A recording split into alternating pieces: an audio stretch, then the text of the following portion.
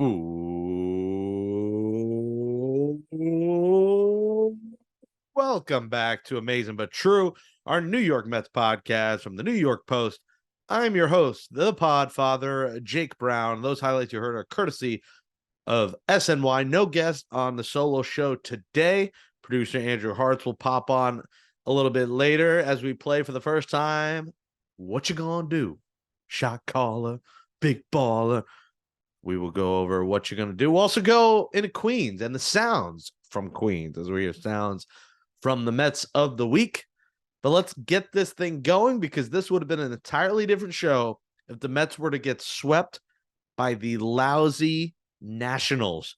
A 4-game losing streak almost turned into 5 when their below average middle relief blew it on Thursday. A 7-3 lead became an 8-7 deficit thanks to a grand slam by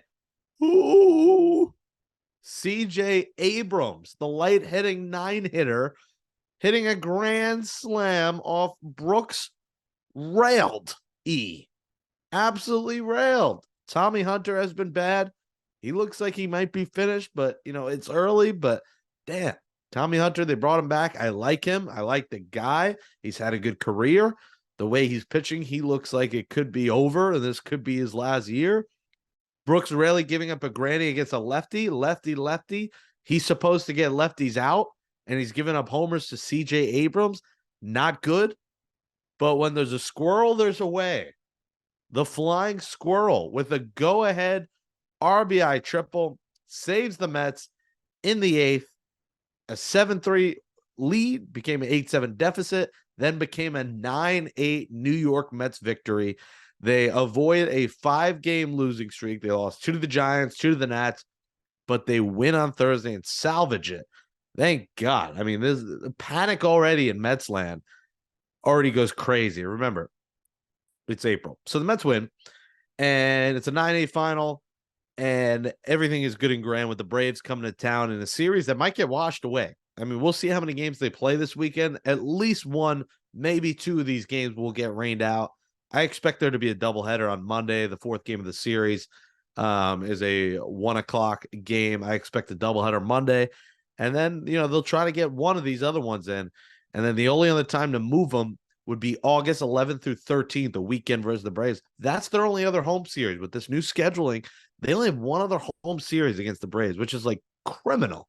It's insane. It might be good this year because the NL East is so good, but only one other series against the Braves. So they'll probably move it to then. It'll be summer. It'll be post-trade deadline. It might be a completely different Mets team. It might be a different Braves team in August when that comes around. But the Mets got one victory in a series where they were home for the first time in a while. The Mets only had 6 home games coming into this series. Now they've gone through 9, least in baseball, and they'll have 4 more this weekend. But you have to remember, folks, when people want to panic in April over losses and losing to the Nationals, the Nationals will end up with 50 wins. Like, there's going to be series they win, and there's going to be series against good teams that they win. They happen to win this series. The Mets season isn't over. Their World Series hopes aren't over because they lost a series in April.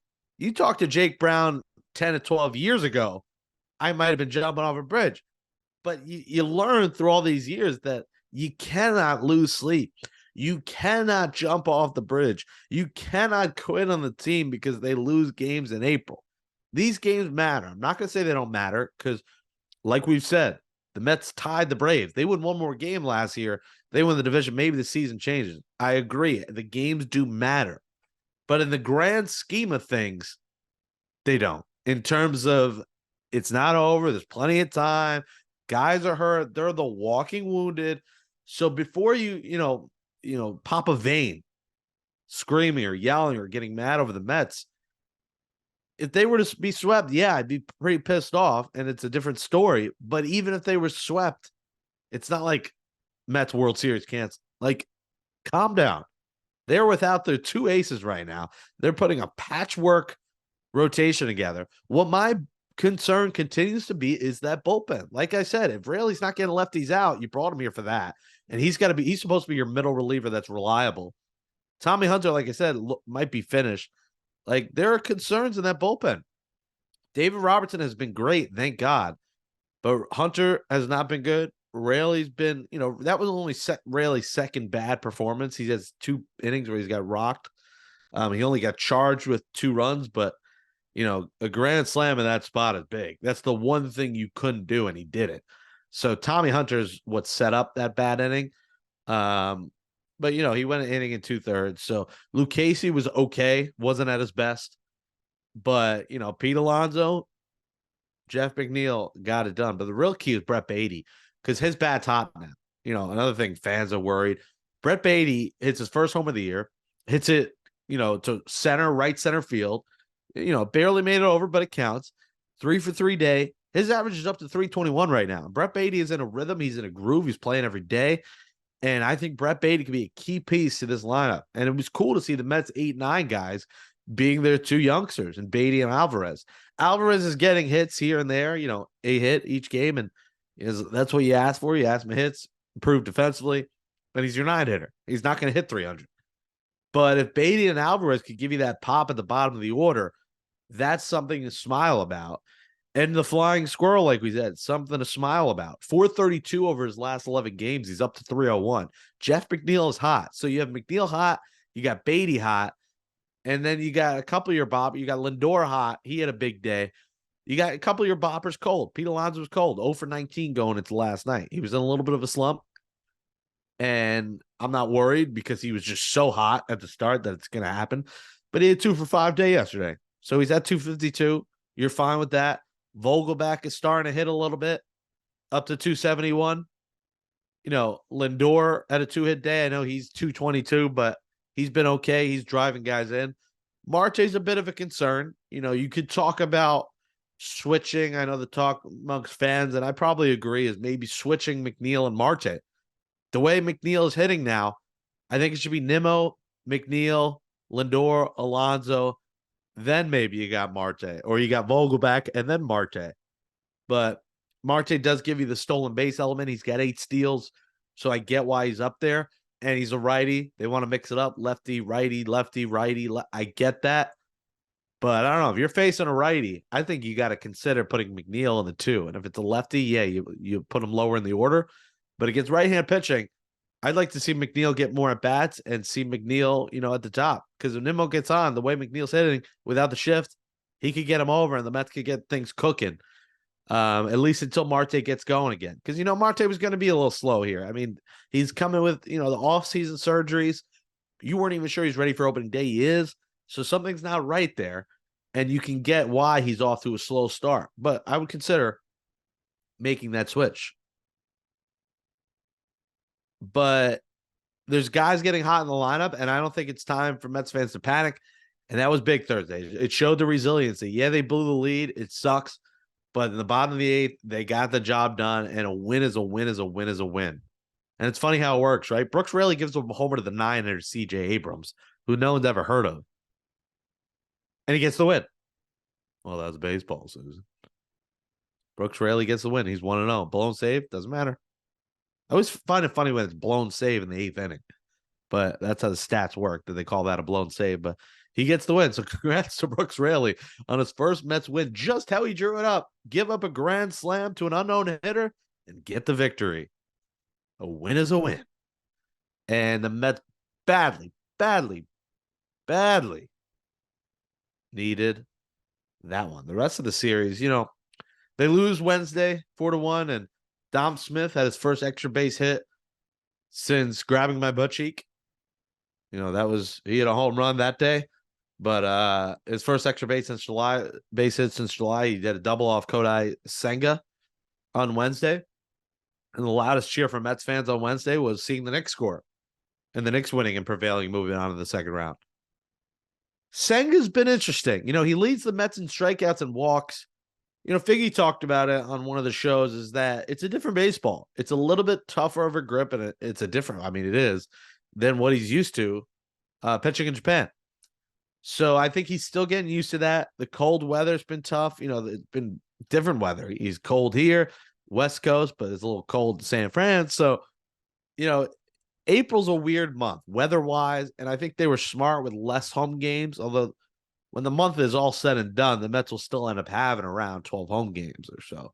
It was 6, 7, 8, 9, 10, 11, 12. Mondays technically May. So you have 12, on the schedule for April. And I agree less is good because of this weather. And we're seeing this weekend with the rain washing everything away that it's going to cause problems. But you got to, don't worry about Senga. I think he will be just fine. And, he leads the Mets strikeouts and walks. The command is a bit of a concern, but let's give him a few weeks and see, because the ghost forkball has been the put away pitch, and that's been great. But you want him to walk less guys. You don't want him walking 3 or 4 guys, and that's got him in trouble on Wednesday. And he wasn't terrible, but the bats just had nothing. And then Tuesday was just absolutely lifeless effort. Not even worth talking about Tuesday's game. Absolutely lifeless effort from the Mets, losing 5-0 on Tuesday. Amazing but true New York Mets podcast from the New York Post. Follow me on Twitter at Jake Brown Radio. Subscribe to the New York Post Sports YouTube page. Watch full episodes of the show there, and subscribe on Apple, Spotify, Stitcher, wherever you get podcasts. Comment below if you're watching on YouTube. How you feeling about the Metsies right now after losing a series to the Nats? Of course, give us a thumbs up on the video and tweet me at Jake Brown Radio. So the Mets lose 2 out of 3. They are 14-11. We are 25 games into a 162 game season. The Mets 15-11, 26 games, They're 2 back of the 17-9 Braves, who come to Citi Field this weekend. And it might be better the games are washed away, because the pitching matchups do not favor the Mets. Max Fried versus David Peterson, Spencer Strider versus McGill, Morton versus Budo, and then an Elder Likely versus Scherzer. That's the one that favors the Mets on Monday, which we might have a doubleheader. So maybe the Mets are better off. Justin Verlander makes his rehab start in Binghamton for the Rumble Ponies today. So it looks like we will likely see Verlander, unless they give him 2 rehab starts next week against the Tigers. We'll see how they work the rotation if there are rainouts, but I expect him, and he probably wants to go pitch against his former team in the Tigers. And why wouldn't you? I mean, it's not a great team. It's not a great lineup. You'll be striking out Javi Baez a few times. So Verlander is on the mend. Scherzer's back. So next week is when you're like, all right, go time. You got your 2 aces there, likely, and Scherzer, Verlander. Peterson, you would expect maybe is out of the rotation, especially if he has another bad start. That gives you Verlander. That gives you Scherzer. That gives you Senga. That gives you McGill. And then likely you would expect Lucchesi to probably stay in. I got to see how it works with the options and guys with their minor league options, but you would think Peterson and Budo are the odd men out. Budo wasn't terrible the other night, but he wasn't spectacular. He was just whatever. So I would expect Peterson and Budo to be out. I think Lucchesi stays. That gives you your lefty. But we'll see. If Peterson has an incredible start against the Braves, it's hard to be like, all right, you're out of here. But if he has another bad or subpar start, for now, Peterson could be down. So it's going to be interesting to see how Buck and company makes that work. The other interesting news from the week before we go from Sounds from Queens, Puma tweeted this out about Francisco Lindor sleeping well on the flight from San Francisco because of his snuggle buddy, Starling Marte. I love that line. That was one of my favorite things. Good scoop there from Puma. That's the kind of scoops I want to hear. Lindor's snuggle buddy. And listen, Starling Marte's jacked. And there are a lot of girls that wish they were Starling Marte's snuggle buddy. I'll tell you that. He was a good-looking guy. He's got the abs. He's got the ice. Starling Marte is that dude. So Francisco Lindor, the lucky one to cuddle him. So shout out to Lindor. That was one of the fun things that happened in Mets land this week. Let's check in with Andrew Harts. What also happened in Mets land this week? Each week on these episodes, we'll have crossover guests, not today, but we'll do our best to kind of hear sounds from the week, and we'll call it Sounds from Queens. And the Mets are in Queens this week. They're not on the road, so we could take you to Queens. And let's hear sounds from Queens, Harts, this week from Mets manager Buck Showalter on New York sports right now. And what a time it is. I do. The Rogers thing, I'm a fan of New York sports. The Knicks being in the playoffs and going hopefully deep is a good thing. Islanders still have a shot, right? Rangers are right there. Devils eliminated. Right? No, they're playing now. Well, I'm getting ahead of myself. Yeah, I also try to you kind of look at the Jets fans and who they're kind of the Ranger, Giants, Knicks. Seems to be a connection, but everything's their own entity. Yeah, I'm a fan. I've been pulling for all of them. Unfortunately, like with the Devils and the Rangers, somebody's going to go away. They shouldn't have to play each other. Who do the Knicks play next? Do they know yet? Who's home court? Doesn't seem to mean as much like they actually seem to really get engaged in the defense more in the playoffs, don't they? I wonder if the scoring goes down in the playoffs. Bet it does. Buck with the tremendous analysis there.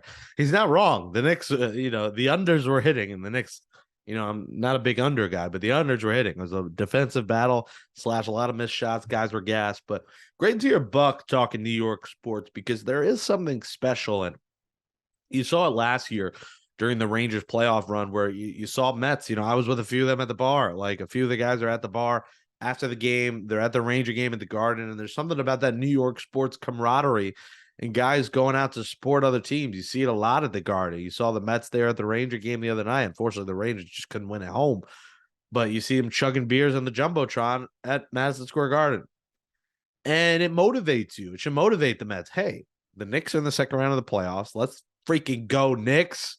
New York forever. New York or nowhere. The Knicks are on round 2. Home court against the Miami Heat. Oh, it's the 90s all over again, Buck. It is the 90s all over again. What got me to be a Knicks fan? Late 90s. Allen Houston, Latrell Sprewell, Marcus Camby, Charlie Ward, Chris Childs. Those Knicks teams. And, Pat Riley's headed back to the Garden. They kicked the spider out. Now let's stomp on the rats. That's been the talk. But he's right. There's something about it. It pumps you up. You want to be as good as they are, and that should pump up the Mets. That the Knicks and Rangers. I mean, we'll see if the Rangers. What's happening now is insane. How they lose 3 in a row, but hockey, you just never know. Rangers can win this in 7, and it shocks nobody. It's not like they're down and it's over. But the Rangers are good, and hopefully Devils are out. It'd be cool to see Rangers Islanders. I hope the Islanders win, but the time you hear this, that might be over. But it's cool to hear the manager in tune with what's going on around him outside of the baseball world, because it's different here in New York. It's not like you're in Kansas City. It's like, oh, Chiefs, Royals banding together. New York, there's so many teams, and when they're all good, there's just a different camaraderie here than anywhere else, especially considering they all haven't been that good. And now Rodgers, I mean, it's bananas.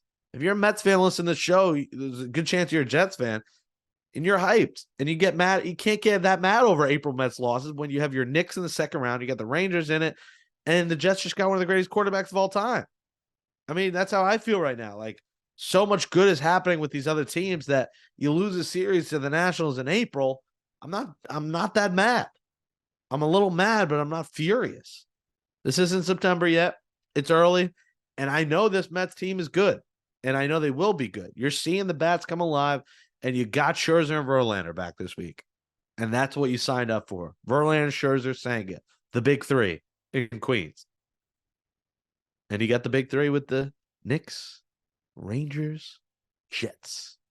Mets, Jets, Knicks, Rangers. Good time right now. Jets, it's only on paper. The draft, you can hear about that on the Gangs All Here podcast with me and Brian Costello. And if you're a Giants fan, Blue Rush. Lawrence Tynes, Brandon London. Congrats to Brandon London on having a baby, and Paul Schwartz. So that is a Blue Rush. So all is good in New York sports land. Good stuff there from Buck, paying attention to it. Coming up next on Amazin But True, let's play a little What You Gonna Do. All right, bringing in producer Andrew Harts. For the first time, we'll play What You Gonna Do. So, Harts, what do you got for me? All right, Jake, we've got a few questions here, and I'm curious to see where you land on these. So it's what you're going to do. You're going to take this one or that one. You got to tell me why. So first one's going to be, you got a night out on the town in New York City. Would you rather go out with Pete Alonso or Starling Marte? What you going to do? I gotta go Pete because I can't roll my R's and Starling mostly speaks Spanish. So I don't know how we would communicate outside of like passing the hookah pipe around. That's it with Marte. Where Pete, we've had him on the show. He at least knows of my existence, I think. I know some mutual people with Pete. He likes to drink, and I don't mind drinking. So I think me and Pete would have a hell of a night. Everyone knows him. If we go to my spots, people will know me and they'll know him because he's Pete Alonso. So we'll both be known at some spots, and he'll be known at all spots. So yeah, I would love to go out with Pete Alonso, and I want to make that happen at some point. It's tough, but yeah, at some point I would like a night out with Pete Alonso. That is a no-brainer. Although Starling Marte, listen, hell of a wingman. He would be incredible. Starling, we'd have to go uptown. We'd have to go to the Bronx. We'd have to go to, Spanish Harlem. We'd have to go to different neighborhood with Starling. And maybe there, it depends. So, yeah, neighborhood there, I'm going to go out with Starling. Manhattan, Queens, I'll probably, go out with Pete, but I got to choose one. I'm going with Polar Pete. Yeah, I feel like Starling Marte would be the guy you want to go out with in Miami, rocking the blazer without the shirt underneath. I feel like that's very much his element. So, but in New York, yeah, I think Pete's the right call. Yeah. Yeah. Leaving the abs out will be warmer weather places, but maybe, summer, go to Atlantic City with Starling and Ocean, at the Ocean Casino, and we're out at the HQ club. And, I would, but yeah, it wouldn't be a lot of communication because I know he doesn't speak a ton of English. So it would just kind of be like head nods and like, just drinking. It'd be pretty fun, but maybe he would teach me the Starling Marte Spanish Academy. That's where the Biggie Academy would come in handy for you, but yeah, I'll definitely hang out with one of them over Figgy for sure. But I'll go with Pete. But you're right. I think South Beach with Marte would be good too. Fair enough. All right, what you gonna do on this one? Would you rather face a Kodai Senga ghost forkball or an Edwin Diaz slider? Oh, that's a good one. Slide. See, if you said Diaz fastball, I'm going to say forkball, but the slider, I'll say the slider because at least I get trumpets leading up to it. So I'll go with the slider. Obviously, I would swing and miss at it, but I just think the forkball is such a mystifying pitch, and like it just disappears that I'd be looking back like what just happened. Where the slider, maybe I get a hack to first base or like a bunted to first base. So I'll say that because of the trumpets. Fair enough. All right. Well, anyone who saw or listened to the Up in the Blue Seats podcast from this past week saw that we had John Brancy on, the anthem singer for the New York Rangers. So here's what you're going to do. I thought you were going to say sing Yankee Doodle Dandy in my opera voice like I did in 5th grade, which I would love to if you would like. No. I'll quote Molly Walker on that and just say no. You have to say it wasn't that, like, it sounded decent. It sounded like an amateur, very amateur opera singer when I said, "It's up to you." I can't fully project here because the mic craps out. You got neighbors, so I need a better setup to project. That's a whole lot of excuses. Amateur with a capital A. Yeah. Well, what you gonna do? Sing the national anthem for a game at Citi Field or throw out the first pitch? That's a tough one. I think I do. Pressure. I think first pitch because I know I'd be fine throwing first. Like I'm not gonna pull a 50 cent. Like I could throw a baseball. I'm not completely inept. Like I could throw a good 60 miles an hour. I think I'd embarrass myself more with the anthem. I always worry with the anthem about remembering all the words. Like I'd be looking at the screen at the lyrics. They'd have to have the lyrics up for me. Because there's some bit o'er and dawn and just like words that no one says in today's day and age that I wouldn't, if you mess up the national anthem, you're the laughing stock of the internet. Where if you throw a first pitch wild, as long as you're not throwing at the photographer's balls, like you're fine. So I think first pitch is less embarrassing, where the anthem there's potential to just mess up your whole life. So as cool as the anthem would be, and me doing "Oh, see, can you see" would be fun. I'll go first pitch. Yeah, that's probably the safer bet, honestly. A first pitch is usually just about 5 seconds, whereas a national anthem, you'll be on stage for about a minute and a half, depending how good you are. So Good call on that one. What you're gonna do? Sit on the dugout or in the dugout with Buck Showalter for a game, or sit in the owner suite with Steve Cohen. Oh man. I feel like I'm gonna sit in the owner suite with Steve Cohen at some point this year. I'm manifesting that. I know enough people there where it's gonna Throwing it out happen. there. No, I think it will happen. It's just a matter of when. Sit in the dugout with Buck. I think because I've been in a lot of the suites with cool people that, and we've had Cohen on the show. Not this show, but the show. And I've met his wife. I've met Alex Cohen. I feel like I would choose dugout because that's insane. You're in the Mets dugout. You're saying with the whole Mets team, not just Buck Showalter. Right. Yeah, I'd choose the dugout because I've been in the suites. I'm going to be in the owner suite. That's more realistic that it will happen. Where dugout is just so unrealistic during a game. Like if that happens, it's like the pinnacle of my life. And I've sat in the dugout before, but it's before a game when there's hardly anyone in there. So during a game, being in the dugout would be pretty insane and like fake chewing gum. The problem is I can't blow bubbles. That'd be my problem. Everyone's blowing bubbles. I just do the peanuts and spit them out like I'm a professional. But like I would have to have Pete, my new friend Pete that I party with, Really. teach me how to chew the bubble. So definitely dugout on that one. All right, last one here. If I told you that the action of you running on the field during a game and getting ejected from Citi Field and never being allowed into Citi Field again would lead to the Mets winning a World Series, would you do it? What you gonna do? That is a tough one.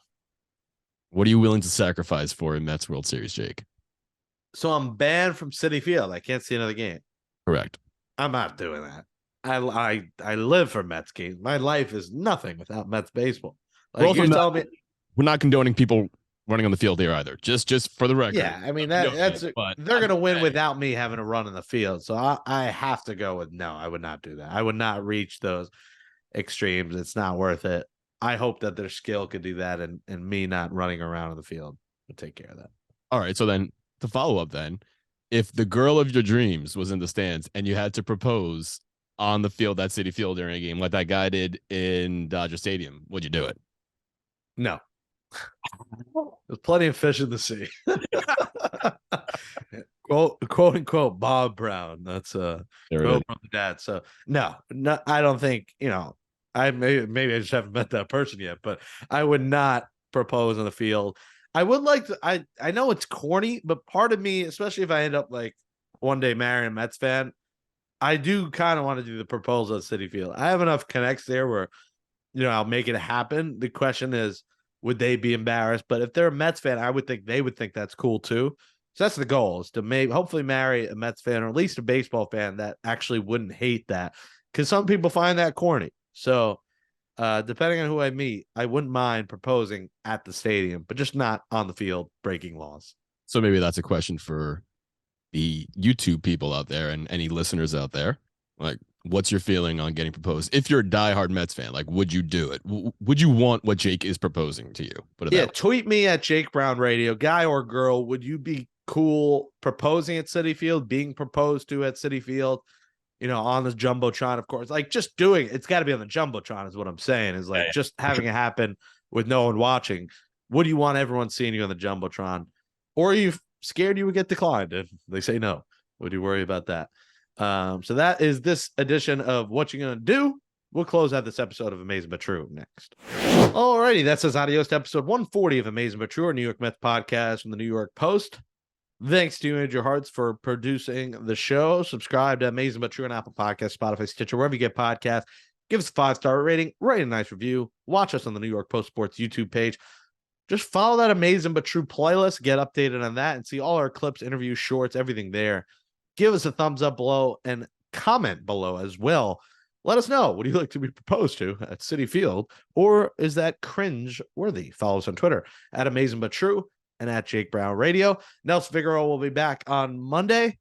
You've heard more of the news, and he'll talk about his new show on Pix 11. So we'll talk about that on Monday/Tuesday. Now, Game 4 is Monday, so we'll see with the weather and games when the next episode will drop. It'll likely be Tuesday morning.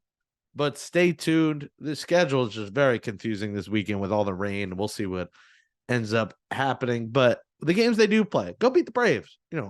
Beat them early, send a message. You're 2 out. I know the standings don't matter, but win a few here. Get a grip on first place or be right there close to it. The Phillies and Marlins are 500 teams, and the Nationals are 9-15. So it's pretty tight, 1 through 4. And I expect at least 1 through 3 to stay pretty tight all season. But enjoy the weekend at Citi Field. We'll see you there. Thanks everybody for listening to Amazin But True. And as always, let's go Mets.